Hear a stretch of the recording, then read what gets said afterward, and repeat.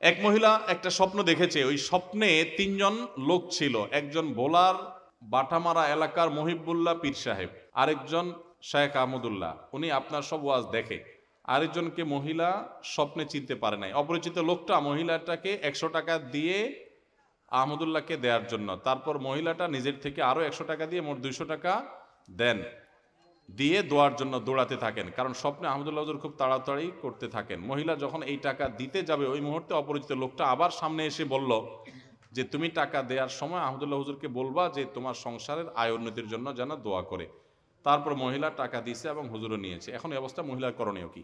ভাইরা আমার, স্বপ্নে কাউকে টাকা দিতে দেখলেই যে টাকা দিতে হবে এমন কোনো কথা, সেটা যদি থাকতো তাহলে সারাদিন মানুষ স্বপ্নে দেখা মানুষের কাছে টাকা চাইতো, ঠিক না? ভাই আমি স্বপ্নে দেখছি আপনি আমার 10,000 টাকা দিয়েছেন, ভাই দেন, বাইর করেন। তো স্বপ্নে কাউকে টাকা দিকে দেখলেই যে সেটা দিতে হবে, এটা মান্যতের মতো হয়ে যায় এরকম কিছু না। যে ভদ্রমহিলা প্রশ্ন করেছেন তিনি হয়তো চিন্তা করতেছেন তাহলে এখন আমার 200 টাকা দিতে কোথায় পাবেন, খুঁজে বেড়াচ্ছেন। কোনো প্রয়োজন নাই। আপনি স্বপ্নে দেখেছেন দোয়া চাওয়ার কথা, আমরা আপনার জন্য দোয়া করি, আল্লাহ তাআলা আপনার সংসারে আয় উন্নতি বরকত দান করুক, শান্তি সম্প্রীতি দান করুক, আমাদের সবাইকে আল্লাহ তাআলা শান্তি সুখ দান করুক। আমরা আপনাদের দোয়া করি। আপনার স্বপ্নে কাউকে টাকা দিতে দেখলে সে টাকা তাকে দেওয়াও জরুরি না, আবার ওই টাকা দান করে দিতে হবে এমন কোনো আবশ্যকতাও নাই। তবে স্বপ্নের বিভিন্ন ব্যাখ্যা থাকে, বিভিন্ন ইন্ডিকেট থাকে, বিভিন্ন আলামত থাকে, এগুলো স্বপ্নের ব্যাখ্যা বিশেষজ্ঞরা ভালো বোঝেন, এটা আমার সাবজেক্ট না। তবে এতটুকু নিশ্চিত যে স্বপ্নে কাউকে টাকা দেখতে দেখলে সেটা দিতেই হবে বা আল্লাহর রাস্তায় দান করে দিতে হবে। কোনো আলেমকে স্বপ্নে দিতে দেখেছেন এই জন্য দান করে দিতে হবে এমন কোনো কথা নাই, আপনি নিশ্চিন্ত থাকতে পারেন। এমনিতে দান সাদাকা করলে আপনার আমল নামাতে সওয়াব পাবেন, আল্লাহর পক্ষ থেকে বরকত পাবেন, সেজন্য আপনি দান সাদাকা করতে পারেন, 100 পান 200 পান করবেন। সবচাইতে উত্তম দুরূদ কোনটি? সবচেয়ে উত্তম দুরূদ হলো যে দুরূদটা আমরা নামাজে পড়ি, আল্লাহুম্মা সাল্লি আলা মুহাম্মাদিন ওয়া আলা আলি মুহাম্মাদ কামা সাল্লাইতা আলা ইব্রাহিম ওয়া আলা আলি ইব্রাহিম ইন্নাকা হামিদুম মাজিদ, আল্লাহুম্মা বারিক আলা মুহাম্মাদ ওয়া আলা আলি মুহাম্মাদ কামা বারাকতা আলা ইব্রাহিম ওয়া আলা আলি ইব্রাহিম ইন্নাকা হামিদুম মাজিদ। এটা হলো সবচাইতে উত্তম দুরূদ, নবী সাল্লাল্লাহু আলাইহি ওয়াসাল্লাম নিজে শিক্ষা দিয়েছেন। আর সবচেয়ে ছোট দুরূদ হলো সাল্লাল্লাহু আলাইহি ওয়াসাল্লাম। সবচেয়ে ছোট দুরূদ কি? সাল্লাল্লাহু আলাইহি ওয়াসাল্লাম। এই জন্য ওই বড় দুরূদটা পড়তে একটু বেশি সময় লাগে, সওয়াবও বেশি হবে, এই জন্য ওইটা বেশি বেশি পড়বেন। আপনারা শুধু সাল্লাল্লাহু আলাইহি ওয়াসাল্লাম পড়লেও হবে। আরো অনেক রকমের দুরূদ আছে, কোরআন হাদিসে বর্ণিত দুরূদগুলোকেই অগ্রাধিকার দিতে হবে। এছাড়া নিজেদের বানানো দুরূদ যদি অর্থের মধ্যে শিরকি কিছু না থাকে তাহলে পড়তে পারেন। নামাজে হাইয়া আলাস সালাহ বলার পর নামাজের জন্য দাঁড়ানো কতটুকু সহি? অনেকে মনে করে যে ইমাম সাহেব হাইয়া আলাস সালাহ বললে তারপর দাঁড়াইতে হবে, বসে থাকে, হাইয়া আলাস সালাহ বলার পরে উঠে। আছে না কিছু কিছু এলাকায়? আপনাদের এলাকায় আছে এটা? দেখেন, হাইয়া আলাস সালাহ বলার পর দাঁড়াইতে হবে এমন কোনো কথা কোরআন হাদিসে কোথাও নেই। ফিকহের কোন কোন কিতাবে আছে হাইয়া আলাস সালাহর সময় দাঁড়ানোর কথা, কিন্তু তার ব্যাখ্যায় আবার উলামায়ে কেরাম লিখেছেন যে এর মানে হলো সর্বশেষ টাইম হলো হাইয়া আলাস সালাহ। আপনি যদি শেষের দিকে দাঁড়ান, কাতার সোজা করবেন কখন? হাইয়া আলাস সালাহ, হাইয়া আল ফালাহ, কদ কামাত সালাহর পর তো ইমাম সাহেব নামাজই শুরু করবে, আপনি এবার কাতার সোজা করবেন, ডানে বামে খেয়াল করবেন, হ্যাঁ, তারপরে নামাজে নিয়ে আপনার হাত বাঁধবেন। তো আপনি এগুলো কখন করতে যাবেন? তাহলে তো আপনার অনেকটা ছুটে যাবে। এই জন্য হাইয়া আলা বলা পর্যন্ত বসে থাকতে হবে, তারপর দাঁড়াইতে হবে, এই কথা কোনো হাদিসে কোনো কোরআনের কোথাও নির্দেশ নাই। তবে ফিকহের যে কিতাবগুলোতে আছে সেগুলোর উদ্দেশ্য উলামায়ে কেরাম ব্যাখ্যা করে দিয়েছেন। এটা খোলেন দেখবেন যে এর উদ্দেশ্য হলো সর্বশেষ সময় হাইয়া আলা সালাহ, মানে এরপর আর বেশি দেখা উচিত না, বরং আরো আগে দাঁড়াইতে পারলে আরো উত্তম। বিধায় হাইয়া আলা সালাহর জন্য বসে থাকবেন না। আমাদের গ্রামে শিরক বিদআত হয়, মানুষ ভুল পথে চলে যাচ্ছে। কিভাবে শিরক বিদআত থেকে বাঁচা যায়? শিরক এবং বিদআত থেকে বাঁচার জন্য তাওহীদ এবং সুন্নাহ প্রতিষ্ঠিত করবেন, কোরআনের জ্ঞান হাদিসের জ্ঞান চর্চা করবেন, মসজিদে একটা কোরআনের তাফসির রেখে দিবেন, একটা হাদিসের গ্রন্থ রেখে দিবেন, ইমাম সাহেবদেরকে দিয়ে হাদিস পড়াবেন। শিরকের বিরুদ্ধে মানুষ জানতে পারবে কোরআন থেকে এবং হাদিস থেকে। শিরকের উল্টা হলো তাওহীদ, আর বেদাতের উল্টা হলো সুন্নাত। সুন্নাত এবং তাওহীদের যত চর্চা করবেন, আলোচনা করবেন, শিরক এবং বেদাত তত তাড়াতাড়ি দূর হয়ে যাবে ইনশাআল্লাহ। আল্লাহ তাআলা আপনাদের এলাকাকে, গোটা দেশকে, আমাদের সবাইকে সকল প্রকার শিরক এবং বেদাত থেকে বেঁচে থাকার তৌফিক দান করুন। শিরক এমন একটা অপরাধ, শিরক করে মারা গেলে কিন্তু আল্লাহ তাআলা মাফ করবেন না যদি তওবা ছাড়া মারা যায়। আপনি কোনো কবরে মাজারে গিয়ে সিজদা করেছেন, তার কাছে সন্তান চেয়েছেন, তার হাতে ক্ষমতা আছে মনে করছেন, আপনি শিরকে লিপ্ত হয়েছেন, ঈমান চলে যাবে। আল্লাহ আমাদেরকে বেঁচে থাকার তৌফিক দান করুন। এরপরে প্রশ্ন হলো, নিজেকে কিভাবে দিনের পথে চালাতে পারবো? নিজেকে দিনের পথে চালাবার জন্য এই যে কোরআন হাদিস পড়বেন, ইসলামিক বই পুস্তক পড়বেন, আলেমদের দার্সে মজলিসে বসবেন, প্রোগ্রামে আসবেন, মাহফিলে আসবেন, অনলাইন থেকে ভালো ভালো জিনিস শিখবেন এবং ওলামা একরাম এবং ভালো ভালো নেককার নামাজি ভালো মানুষগুলোর সাথে চলবেন, উঠা বসা করবেন, ইনশাআল্লাহ দিনের পথে চলা সহজ হবে। মাজারে কি টাকা দান করলে সওয়াব হবে? মাজারে টাকা দান করলে কি লাভ হবে বলেন? মাজারের টাকা কোথায় যায় বলেন? মাজারের টাকা কোথায় যায়? যিনি মাজারে শুয়ে আছেন, যার কবর আর কি, ওই মাজার বানাইছেন যার কবরকে, উনি যদি আল্লাহর ওলি নেককার কোনো মানুষও হয়, এই টাকাগুলো কি ওনার কবরে ঢুকে? তা আল্লাহর ওলিকে তো দিতে পারতেছেন না, বরং ওই লোকটা যদি আল্লাহর ওলি আল্লাহর নেককার কোনো বান্দা হয়ে থাকে, এই টাকা এখানে না দিয়া ওনার পরিবারের কোনো সদস্য বেঁচে থাকলে তাদেরকে কিছু কিনে দিলে সেটা বরং সওয়াব হবে। ঠিক না ভাই? ঠিক। মনে রাখবেন, আমরা বাংলাদেশে মানুষ, হিন্দু ভাইদের সাথে আমাদের উঠা বসা অনেক বেশি, আমরা তাদের মধ্যে যে সমস্ত কালচার দেখে এগুলো দেখে দেখে আমাদের মধ্যে চলে আসছে। এটার তো সেরকম একটা বিষয়। মাজার তো দানের কোনো জায়গা না ভাই। আপনারা মদিনায় গেছেন না? যারা মদিনায় গেছেন দেখছেন রাসূল আকরাম সাল্লাল্লাহু আলাইহি ওয়াসাল্লামের কবরে দান বাক্স কয়টা আছে? টাকা রাখার সিস্টেম আছে কোনো? কাহিনী কি? মাজারে দান করলে যদি সওয়াব হইতো তো সবচেয়ে বড় মাজার রাসূল সাল্লাল্লাহু আলাইহি ওয়াসাল্লামের, ওখানে তো সবচেয়ে বেশি দান করার জায়গা থাকতো। কি বলেন? কই, সেটা তো নাই। আর মাজারগুলো দেখবেন বেশিরভাগ, বিশেষ করে আপনার দেশে বড় বড় অনেক মাজার দেখবেন হাইওয়ের আশেপাশে, রেল স্টেশনের আশেপাশে, মানে যেখানে যেখানে পয়সা পড়বে ওখানে মাজার বেশি। বুঝেন না কথা? আল্লাহর যে নেককার বান্দারা আছেন ওনাদের কবরকে যদি কেউ মাজার বানায় তারা অপরাধী, আল্লাহর নেককার বান্দারা অপরাধী না। অনেক নবী রাসূলের কবরকেও মানুষ এরকম মাজার বানায় শিরকে লিপ্ত, তারা অপরাধী, ওই নবী রাসূলের কোনো দোষ নাই। খবরদার, আমি ওই কবরের সাহিত্য নেককার কোনো মানুষ থাকলে তার সমালোচনা করতে পারবো না। আল্লাহ তাদের প্রতি রহম করুক। ভাইরা আমার, টাকা দিবেন গরিব দুঃখীরে, টাকা দিবেন মসজিদে, মাদ্রাসায়, হ্যাঁ ভালো কাজে। আপনি মাজারে টাকা দিচ্ছেন কেন? অনেক মাজারে টাকা দিলে ওই টাকা দিয়া গাঞ্জটিরা গাঞ্জা কিনা খায়। গরিব মানুষ খানা পাচ্ছে না, আপনার গাঞ্জাখোরদের টাকা জোগাড় করতেছেন। সওয়াব তো দূরের কথা, উল্টা গুরুজ পাবেন।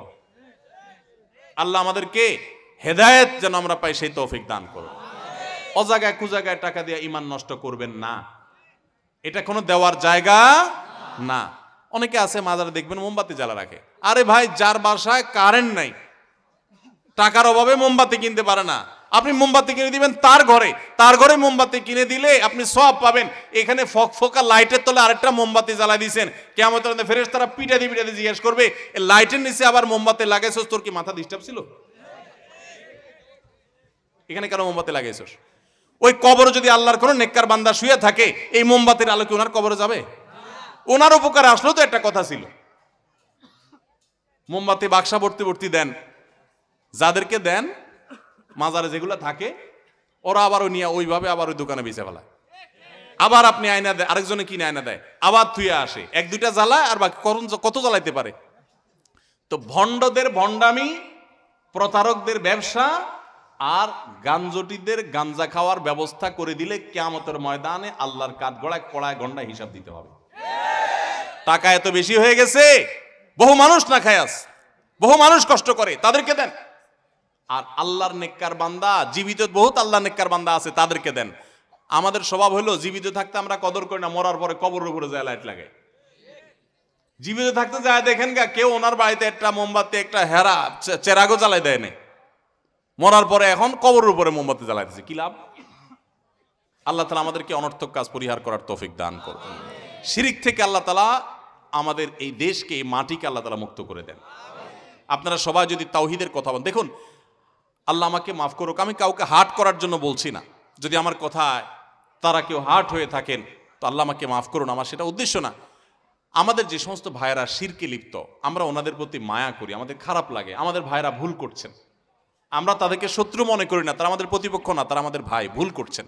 আল্লাহ তাআলা আমাদের ভাইদেরকে হেদায়েত দান করুন, আমাদের সবাইকে তাওহীদে আসার তৌফিক দান করুন। আপনারা তাওহীদের কথা বেশি বেশি বলবেন, সুন্নতের কথা বেশি বেশি বলবেন, নবী সাল্লাল্লাহু আলাইহি ওয়াসাল্লামের হাদিসের কথা বেশি বেশি বলবেন, তাহলে দেখবেন বেদাত শিরক এমনি দূর হয়ে গেছে। চেষ্টা করবেন না ইনশাআল্লাহ? যুবক ছেলেরা বিয়ে করতে চায় কিন্তু পরিবার বিয়ে দিচ্ছে না, ছেলে ভালো ইনকাম করতে পারে না বলে, আপনি নসিহত করে যাবেন দয়া করে। আমার খেয়ে দেয় কাজ নাই আর, ইনকাম করতে পারেন না, আমি আপনার বাপরে মারে বুঝাই দিয়ে যেতাম যে চাচাজি পোলাটার বিয়ে দিয়েন। ইনকাম করতে যখন পারেন না, নিজেও বাপের হোটেলে খান, আমি এবার আপনার বাপরে বুঝাই দিয়ে যায়, নসিহত করে দিয়ে যায় যে একটা বৌমা নিয়ে আসেন, অত বসে বসে খায়, এবার আরেকজন মাই একটাই না হিরো আপনি বসে বসে খাওয়ান। এই অযৌক্তিক কথা আমি কেন বলতে যাব? নবী সাল্লাল্লাহু আলাইহি সাল্লাম বলেছেন, মান ইয়া মাশারাশ শাবাব মান ইসতাতা মিনকুমুল বাআতা ফালিয়াতাজাওয়াজ। ও যুবকরা, যাদের বোর ডাল ভাত জোগাড় করার ব্যবস্থা আছে তারা বিয়ে করো, যাদের সেই জোগাড় করার ব্যবস্থা নাই তারা, রসুল বলেন না যে হুজুরের কাছে চিঠি লেখা দাও, রসুল সাল্লাল্লাহু আলাইহি ওয়াসাল্লাম বলছেন তারা রোজা রাখো। কি করবে? নফল রোজা রাখবে তাদের চরিত্র হেফাজতের জন্য। বুঝে আসছে কথা? যুবকরা যারা বেকার আছেন, আবার বিয়ে করতেও মনে চায়, তারা আগে কাজ করা শুরু করেন, বিসমিল্লাহ পড়ে ইনকাম করা শুরু করে দেন, কোন রকম ডাল ভাত জোগাড় করা শুরু করে দেন, এরপরে বাপ বিয়ে দিবে না কে বলেছে? আমি তো প্রায় বলি যে ইনকাম যখন করা ধরবেন ভালো করে সিরিয়াসলি যখন ইনকাম করা শুরু করবেন, আপনার বাপ বিয়ে দেওয়া লাগবে না, মেয়ের বাপরা সোলাই টোলাই নিয়ে যাবে। আপনি পয়সা কামাই শুরু করে দেন, এক পয়সা কামাবেন না, বাবার হোটেলে বসে খাবেন আর টোটো কোম্পানি ম্যানেজারই করবেন, আর এখানে কাগজ ধরে দিবেন, হুজুর বাবার একটু বুঝাই দেন, আমি তো ইনকাম করতে পারি না, সেজন্য বিয়ে করে দেয়। যাই হোক, আল্লাহ তাআলা যুবকদের এই কষ্টগুলো দূর করে দেন, মুরব্বীদের দিলগুলাকে গালায় দেন, আর যুবকদেরকে আল্লাহ তাআলা কর্মমুখী হওয়ার তৌফিক দান করুন। মুরব্বীদেরকে বলতেছি, যুবকরা যদি কোনো রকম ইনকাম শুরু করে দেয় তো আর দেরি করবেন না, দ্রুততার সাথে বিয়ে দিবেন। মনে রাখবেন, ছেলে যত অপকর্ম করবে বিয়ে দেরিতে দেওয়ার কারণে, আমি অনেক জায়গা বলি, মুরব্বীরা আপনারা তো টের পান না, আপনাদের আমলে ফেসবুক ইউটিউব ছিল না, পোলাপান যে এখন কত ধ্বংস হয়ে যাচ্ছে আপনারা জানেন না। আপনি যদি 25 বছরে বিয়ে করে থাকেন, আপনার পোলারে 20 বছরে বিয়ে দেওয়া আপনার জন্য জরুরি, কারণ আপনার আরো পরে করলে হইতো, আপনি 30 বছরও করলে হইতো, কারণ তখন এই সমস্ত ফিতনা ছিল না। এখন যুবকদের সামনে হাজারো ফিতনা, চরিত্রহীন হয়ে যাচ্ছে যুবকরা, ধ্বংস হয়ে যাচ্ছে। এই জন্য দ্রুত বিয়ে দেন, ধ্বংসের হাত থেকে বাঁচাবার জন্য। মুরব্বীদেরকে বলে দিলাম, আর আপনাদেরকে বলে দিলাম, আপনারা ইনকাম শুরু করে দেন।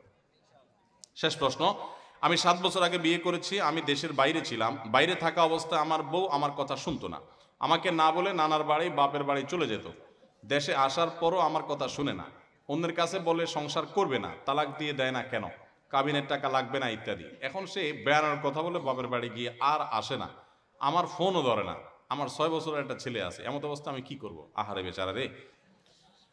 দেখুন, এটা সত্য কথা, অনেক মহিলারা আজকাল তারা স্বামীকে মানুষ মনে করে না, অনেক মহিলা আছে।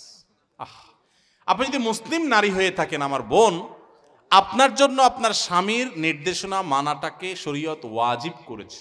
অন্যায় কোনো কথা যদি না বলে তাহলে স্বামীর নির্দেশ মানা। যে মহিলা স্বামীকে অভিভাবক হিসাবে স্বীকার করবে না, শ্রদ্ধা করবে না, সম্মান করবে না, কথায় কথায় তর্ক করবে। অনেক মহিলা আছে পর্দা করে, বোরকা পরে, নামাজ পড়ে, কিন্তু সব করতে রাজি আছে, মাগার স্বামীকে শ্রদ্ধা করতে রাজি না। স্বামীর সকালে এক কথা, বিকালে এক কথা, তর্কাতর্কি, বেয়াদবি, এগুলো এখন কমন একটা ব্যাপার হয়ে গেছে, কিয়ামতের আলামত। অনেক দিনদার, অনেক তাহাজ্জুদ গুজার মহিলা আছে, ভালো করে পর্দা করে মহিলা আছে, কিন্তু স্বামীর সাথে কথা কথা তর্ক, ঝগড়া, পাত্তা না দেওয়া, বেয়াদবি করা। দেখুন, কোন একজন আমাদের পূর্বসূরি, কোন একজন সালাফের স্ত্রী, তিনি বলেছিলেন যে আমরা আমাদের স্বামীদেরকে, রাজা বাদশাদেরকে প্রজারা যেরকম ইজ্জত করে এরকম ইজ্জত করতাম, কিন্তু আজকাল তোমাদের অবস্থা ভয়াবহ। আল্লাহ আমাদের বোনদেরকে হেদায়েত পাওয়ার তৌফিক নসিব করুন। যে ভাই এরকম সমস্যা আছেন, আমি তাকে বলবো এই বিষয়গুলোতে কোরআন যেভাবে নির্দেশ দিয়েছে সেই আলোকে দুই পরিবারের মুরব্বীদেরকে জানায়া তাদেরকে নিয়ে বসার চেষ্টা করেন, মিটমাট করার চেষ্টা করেন, কোনো আলেমের কাছে যান। আমাদের আসুন্নাহ ফাউন্ডেশনে প্রতিদিন অফিস টাইমে, শুক্রবার ছাড়া অফিস টাইমে আলেমরা বসে থাকেন ডেস্ক নিয়ে ফ্যামিলি কাউন্সিলিং এর জন্য। স্বামী স্ত্রীর মধ্যে বোঝাপড়ার গরমিল হলে সেখানে যাবেন, আলেমরা বসে উভয়কে মিটমাট করে দেওয়ার চেষ্টা করবেন, মীমাংসা করে দেওয়ার চেষ্টা করবেন, কার ভুল আছে তাকে নসিহত, আদর, স্নেহ দিয়ে কাউন্সিলিং করার চেষ্টা করবেন। এবং এভাবে আপনি এই সার্ভিসটা অন্য কোনো জায়গা থেকেও চাইলে নিতে পারেন, আপনি সেই সার্ভিসটা নেন। তারপরেও হুটহাট বিচ্ছেদে যাবেন না। এরপরে কোনো পথ না থাকলে একাধিক আলেমের সাথে পরামর্শ করে ঠান্ডা মাথায় ভেবে চিনতে তারপরে প্রয়োজন হলে তখন বিচ্ছেদের চিন্তা করবেন, তার আগ পর্যন্ত থাকার চিন্তা করেন। আল্লাহ তাআলা এই ভাইয়ের সমস্যা দূর করে দেন, আমরা দোয়া করি। আপনি যদি সবর করেন, আল্লাহ আপনার কাছে আপনি বিনিময় লাভ করবেন। পুরস্কার আছে, পুরস্কার নিয়ে যাবেন না এমনি চলে যাবেন? ঠিক আছে, তাহলে বসেন। আমার বক্তব্যে রমজানের প্রস্তুতির জন্য 11টা পয়েন্টের কথা বলেছি। রমজানের 11টা প্রস্তুতির কথা এক দাঁড়ানোতে শুনে দিতে পারবে এমন কোন যুবক থাকলে দাঁড়ান। আচ্ছা, এই যুবক আগে হাত তুলছে, দাঁড়ান। হ্যাঁ, না পারলে এরপর আপনারা। হ্যাঁ, মাশাআল্লাহ, নারায়ে তাকবীর। মাশাআল্লাহ মাশাআল্লাহ, তোমাকেই খুঁজছে যুবক বাংলাদেশ। কি নাম, বাড়ি কোথায়? আখাউড়া থেকে এখানে আসছেন? মাশাআল্লাহ মাশাআল্লাহ। হ্যাঁ, চলে আসেন চলে আসেন, এই তো স্টেজে আসতে দেন, তারে স্টেজে আসতে দেন। মাশাআল্লাহ মাশাআল্লাহ, আপনাকে আমার লেখা নতুন বই এটা উপহার দেবো ইনশাআল্লাহ। সেই সাথে আমাদের লেখা আরেকটা বই আছে, রমাদান প্ল্যানার।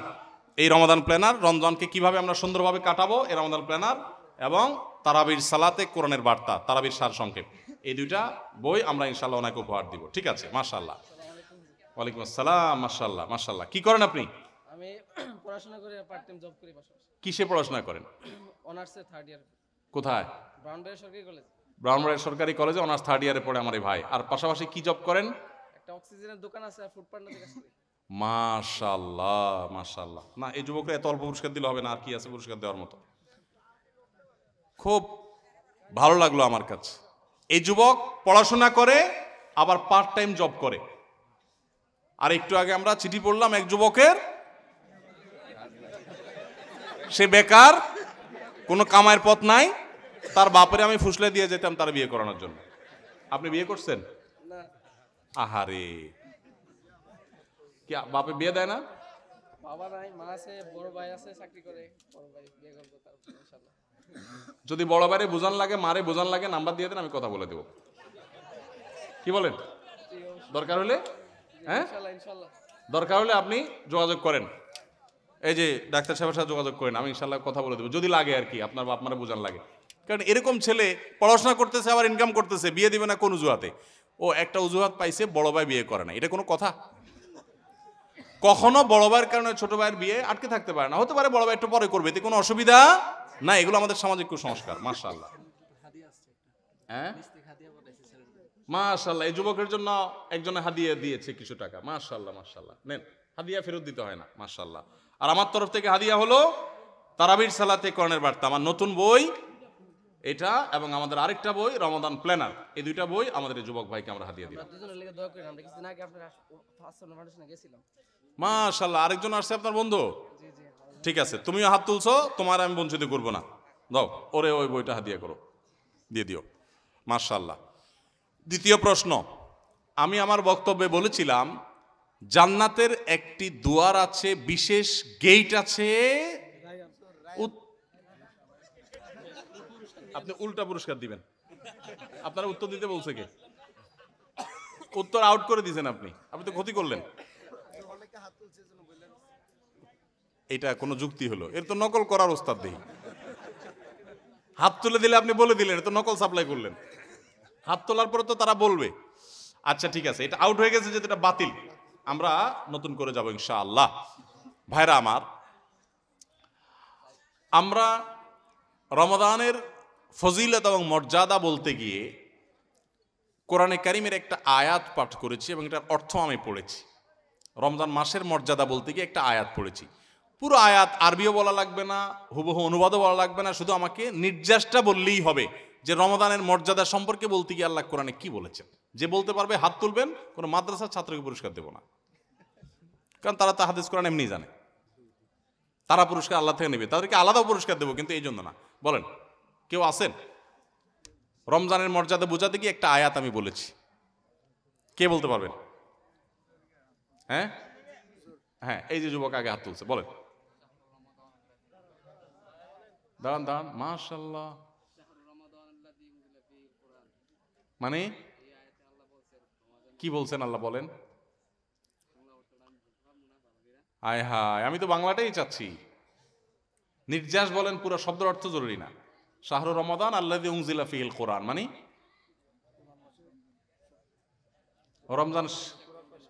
রমজান সেই মাস যে মাসে কোরআন নাযিল হয়েছে, এই তো উত্তর সঠিক। আপনি কি মাদ্রাসা পড়ছেন আগে? ওই তো ব্যাকগ্রাউন্ড মাদ্রাসা, যাক, তারপরও দাঁড়াইছেন যেহেতু, আমি মাহরুম করব না। পুরস্কার নিয়ে যান ভাই, পুরস্কার দিয়ে দেন। এ ভাই একদিক দিয়ে দেন ডাক্তার সাহেব। মাশাআল্লাহ মাশাআল্লাহ। আচ্ছা, আর বেশি সময় নেব না আমি। আজকের মাহফিল থেকে ভালো কোনো কাজের নিয়ত করছেন আমি বলার আগে আগে যারা, এরকম কেউ থাকলে হাত তোলেন যে ওয়াজ শুনে নিয়ত করছেন। ওই ভাই আগে তুলছেন, হ্যাঁ দাঁড়ান দাঁড়ান, আপনি কি নিয়ত করছেন বলেন? বাহ, মাশাআল্লাহ। রমজান উপলক্ষে মোবাইল টিপবেন না? না সারা বছর? আর রমজান মাসটা বাপের কাছে দিয়ে দিবেন, রমজান পরে আবার জায়গা ফিরে আসবেন। আচ্ছা, আপনার বাড়ি কোথায়? পাশের গ্রাম। আপনার আব্বা আসছে এখানে? কই? ডাক্তার সাহেব ছেলে নিয়ে লোকরে? এই ছেলের বাবা কেউ আছে? বাবা আপনি?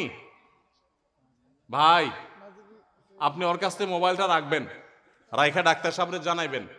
যদি যুবক কথা যদি ঠিক রাখেন, বাপের কাছে জমা দিয়ে একটা মাস যদি ইবাদতের জন্য প্রস্তুতি গ্রহণ করেন, আমি এই সংবাদ শুনে সাথে সাথে আল্লাহর কাছে কায়ে মনোবাক্যে দোয়া করবো আপনার জন্য ইনশাআল্লাহ। ঠিক আছে তো? জলদি আসেন, আপনার পুরস্কার দেওয়ার জন্য তো খুঁজছিস। মাশাআল্লাহ মাশাআল্লাহ। বলেন, আর যুবকরা কে কি নিয়ত করছেন বলেন? হ্যাঁ, ওই যুবক দাঁড়ান। হ্যাঁ, কি নিয়ত করছেন বলেন? ভাই আন্দাজে আন্দাজে বলে এখানে মাহফিলের মাঠে এসে ওয়াজ কোরআন সুন্নাহর মাসে এসে 2 নম্বরই করে যান, তাহলে বুঝেন কিন্তু। হ্যাঁ, সেটা করবেন না আপনার, আমি জানি ইনশাআল্লাহ। জি ভাই, দিয়ে দেন ডাক্তার সাহেব তারে। আমার লেখা বই রমাদানুল প্ল্যান হাদিয়া। জাযাকাল্লাহ খাইর, শুকরান ফি আমানিল্লাহ। বলেন।